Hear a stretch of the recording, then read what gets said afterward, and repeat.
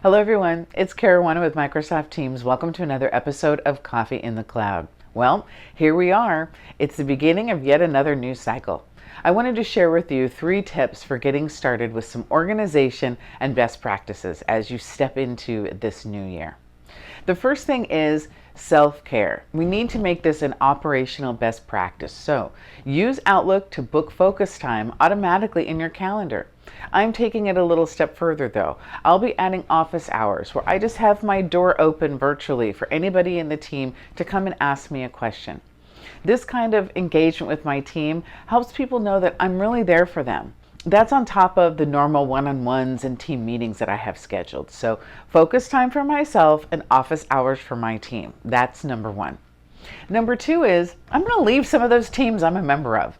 I don't need to be a member of every team that I'm in, and I bet that's true for you too. When we all first started using Microsoft Teams, we made a lot of little teams, but that's not actually the best practice.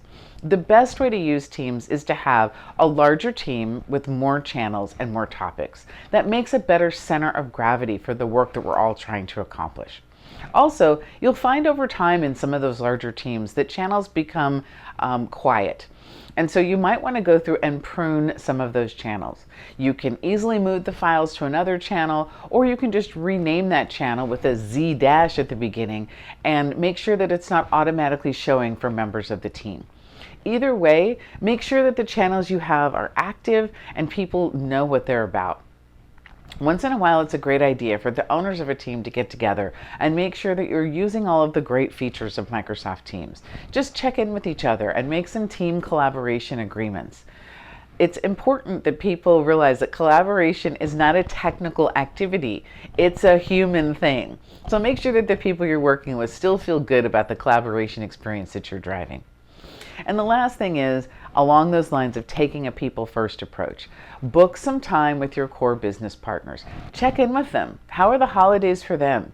Many of us took this time to rest and relax and really reflect on what did and didn't work for us last year. I know we're still all in an uncertain environment, but together we can chart a way forward. That requires communication.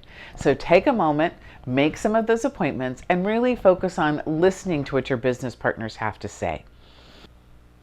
Make sure you start the new year strong with these 3 tips. To recap, remember, collaboration is about people. So first, take care of yourself. Book that focus time and maybe consider having office hours with open door policy for your team. Go through and prune those teams and channels. Be where you need to be, not just where everybody wants you to be in 2022. And lastly, make sure that you're investing in that people-first strategy. Meet with your core business partners and other folks. Find out what insights they got from their time off.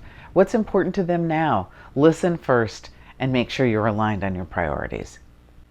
These best practices are good at any time of the year, but certainly as we start a new one, they're worthwhile.